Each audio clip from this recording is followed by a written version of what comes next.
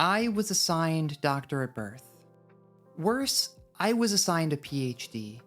Until that shining day that someone calls for a doctor because they need to know the difference between moderated mediation and mediated moderation, I'm sentenced to a life of clarifying I'm not that kind of doctor.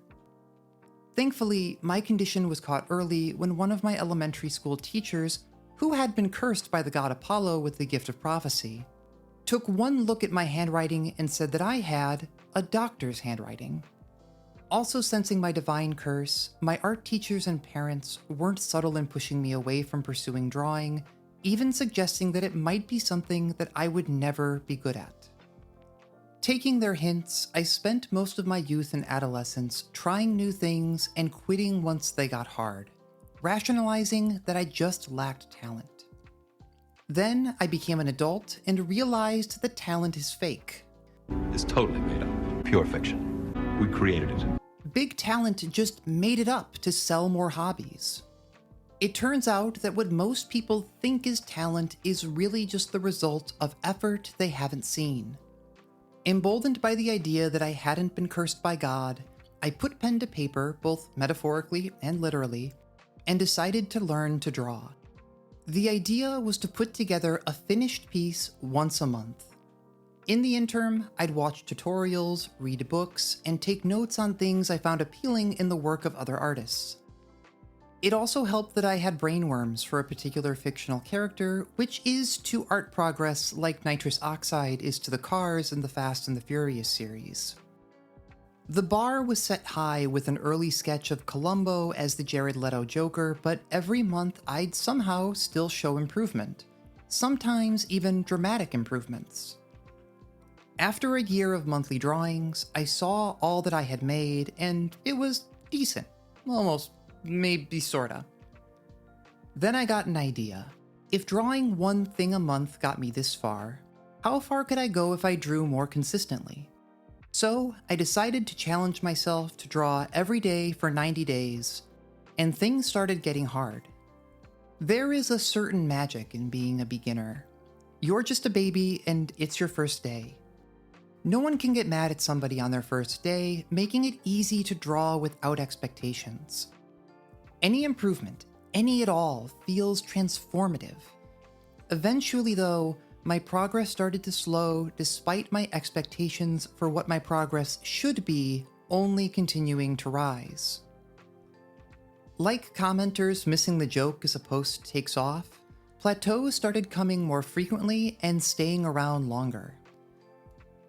Getting over those plateaus took more time and more effort when previously just thinking about drawing had been enough to make big strides. This mounting oppositional force has a name: friction. In my youth, I walked away from many interests precisely because of friction. As the novelty of being a beginner wore off, it was easier to move on than to push through. I imagine I'm not alone in that. Improving at something requires first finding out where your limits are, and running into walls, even metaphorical walls, hurts.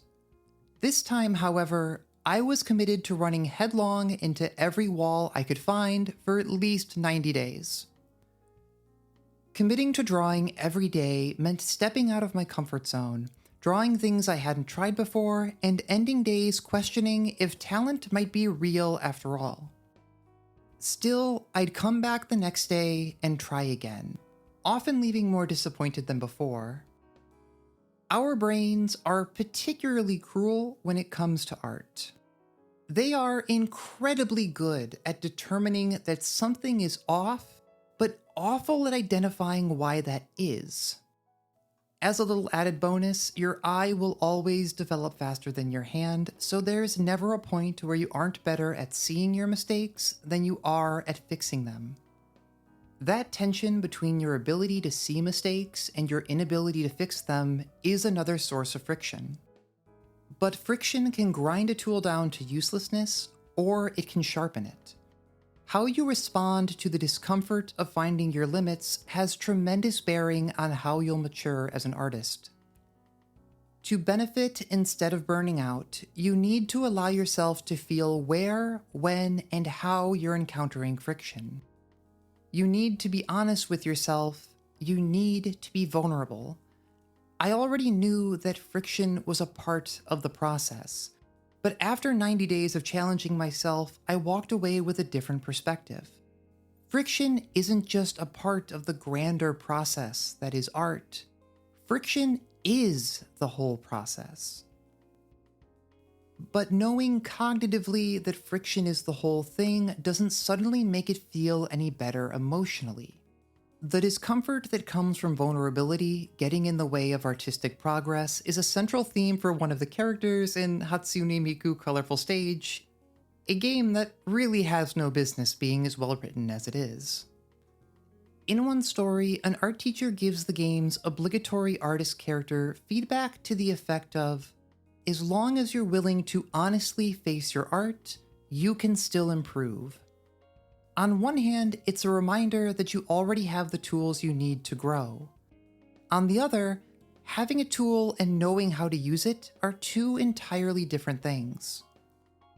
Honestly facing your art is hard both technically and emotionally.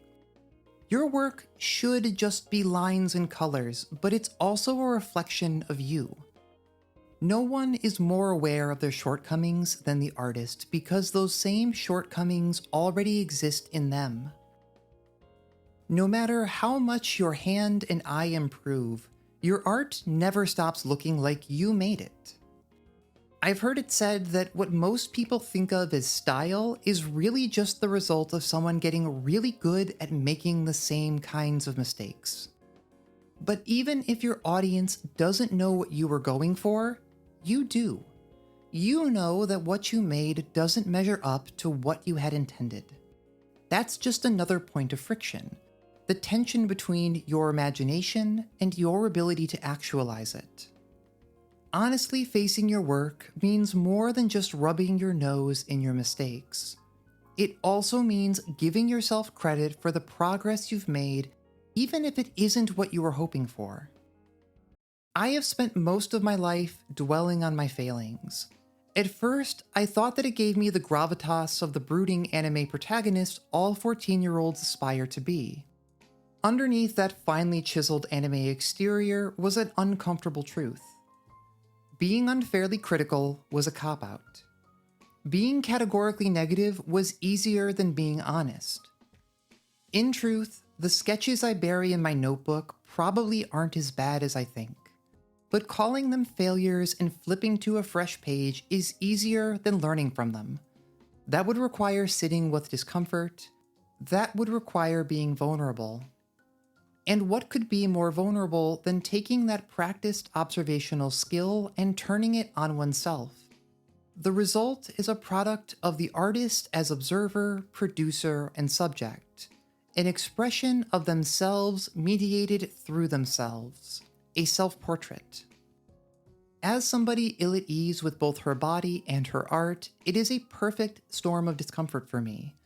As much as I know that doing one could be a great source of growth, I just don't think I have that dog in me.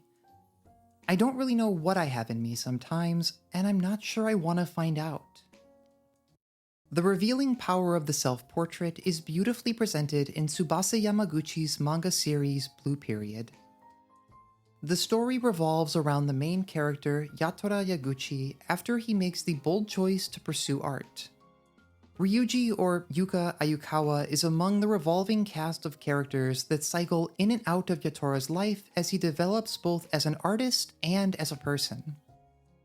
Being who I am, it's hard not to read Ryuji's highly feminine presentation and shifting first-person pronouns as being somewhere in the trans-feminine to non-binary side of the genderfuck spectrum.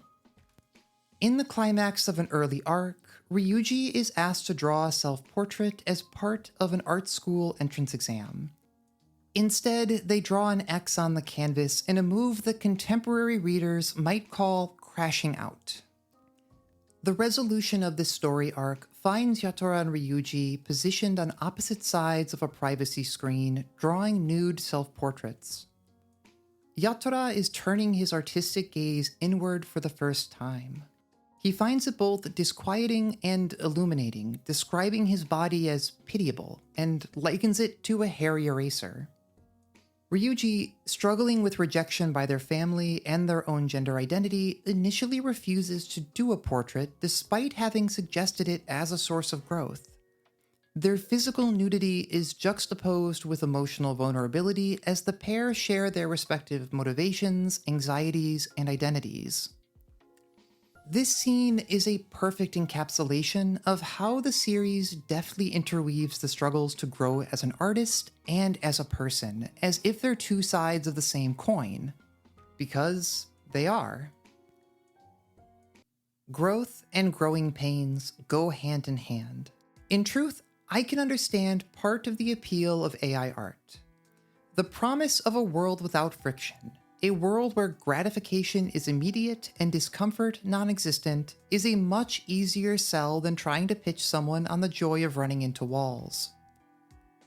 In another life, someone pitched me on the fighting game genre with, "You'll lose your first 500 games before you win one, and you still probably won't understand what you did right." To this day, I have no idea how that worked on me, but it did. I have since learned that I'm in a minority that some esteemed scholars have taken to calling sickos. In the past few years, AI art has ballooned in both popularity and quality. As things really kicked into high gear, the image sites I used to find references quickly became saturated. It made me yearn for simpler times.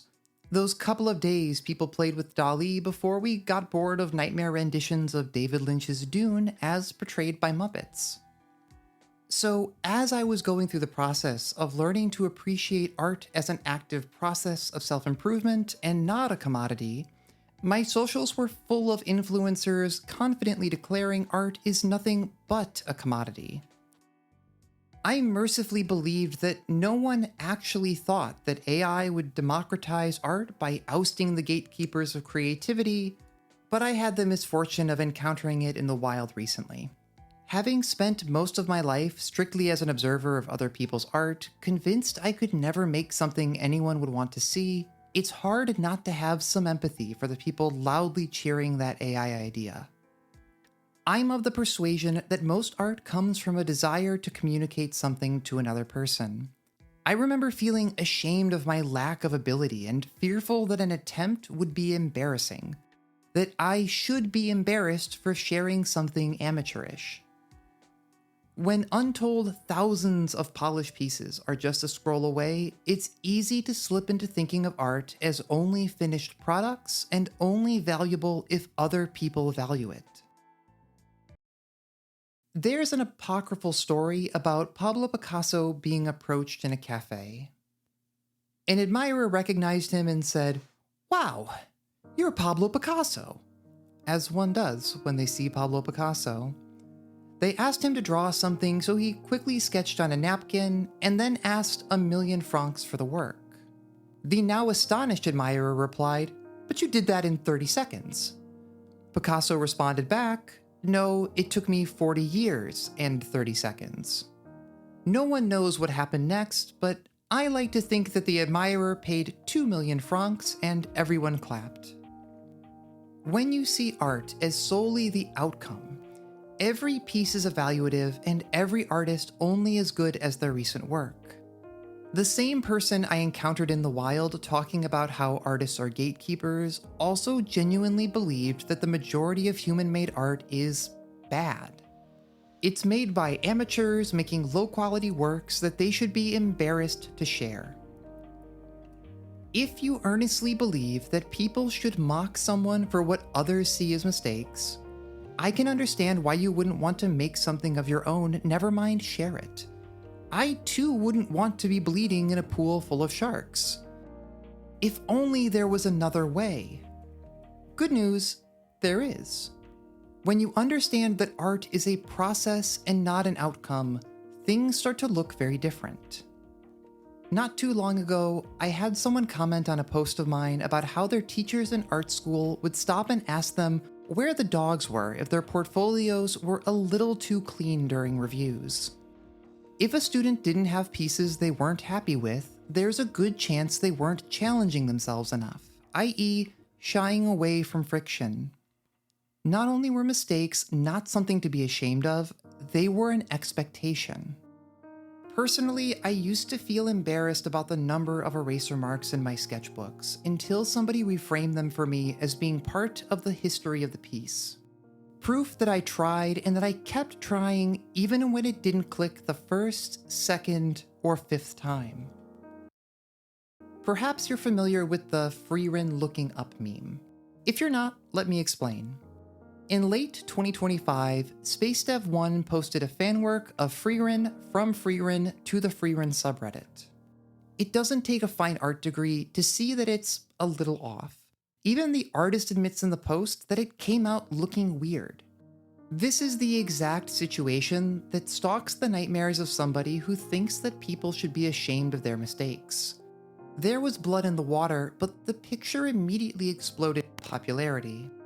Professionals, including some who worked on the show, started making tutorials on how to draw that head angle, and thousands upon thousands of artists lined up to share their own attempts.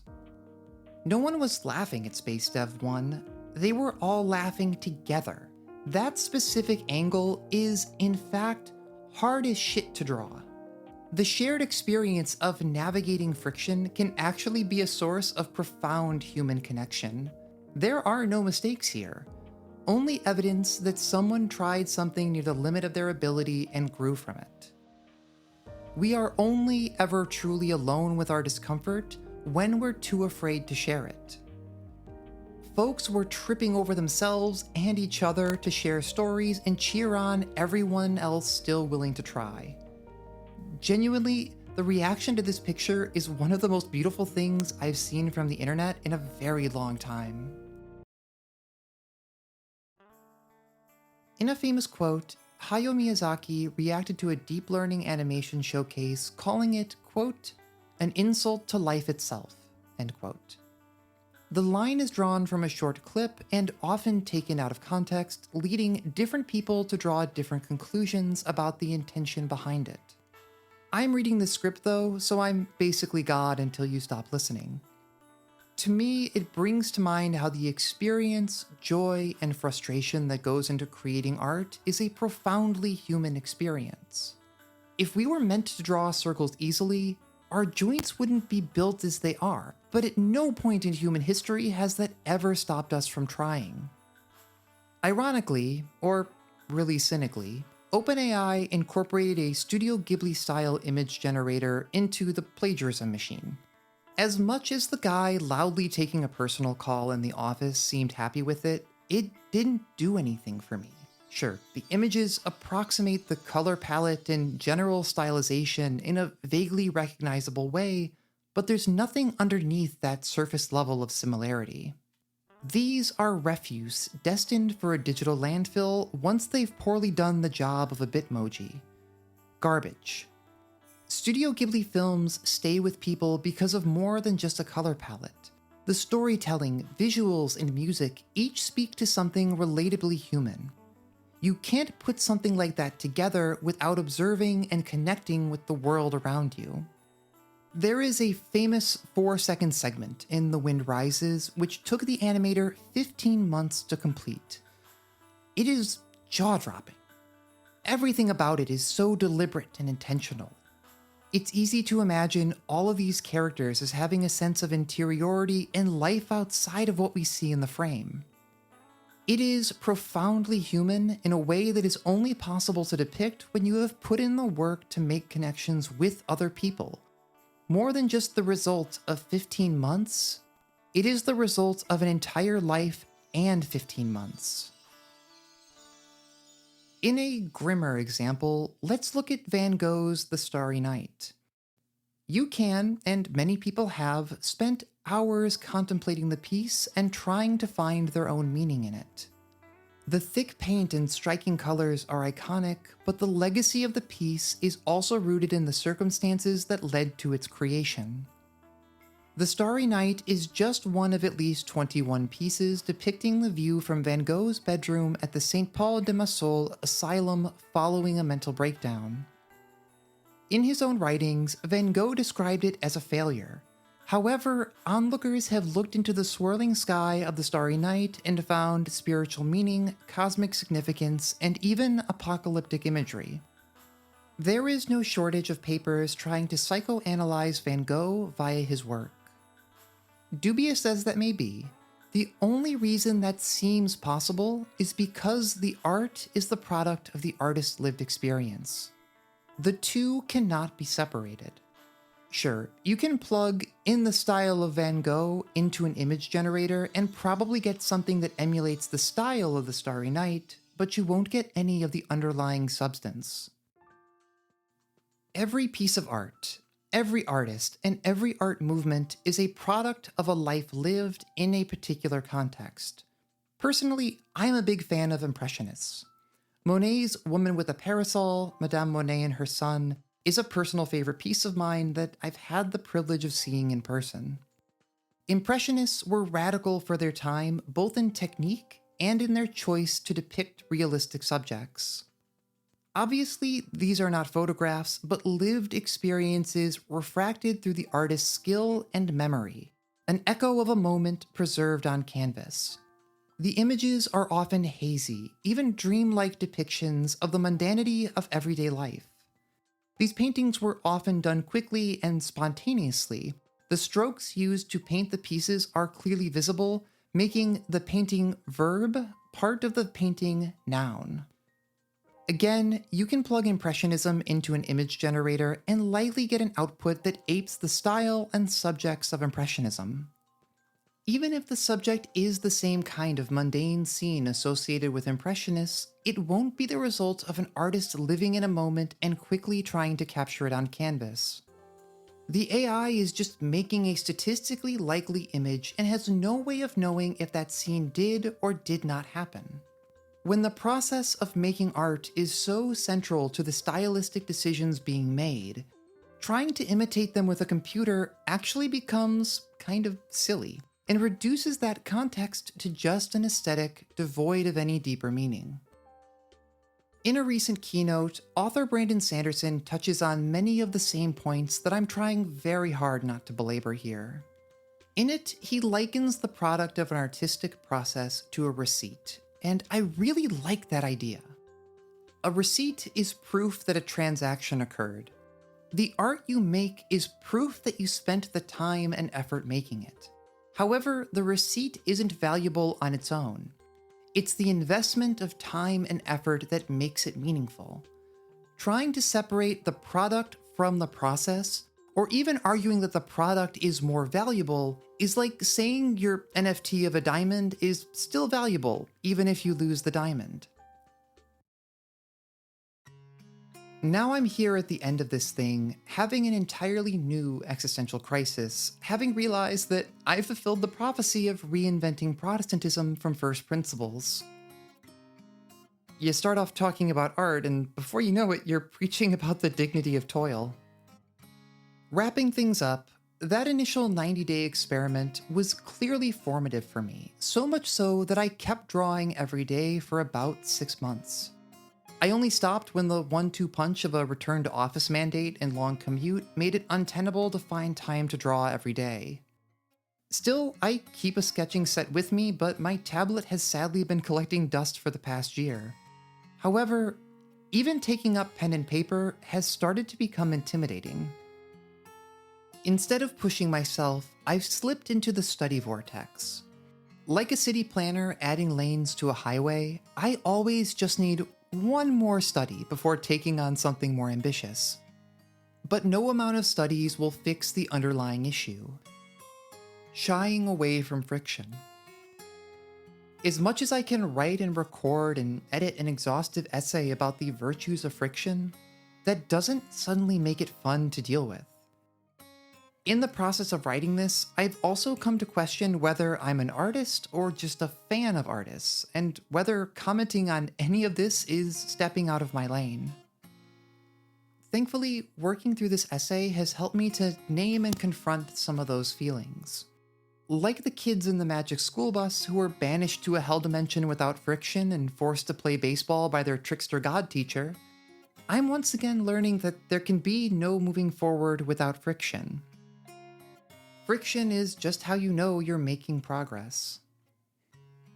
So, until the next video, be nice to yourself.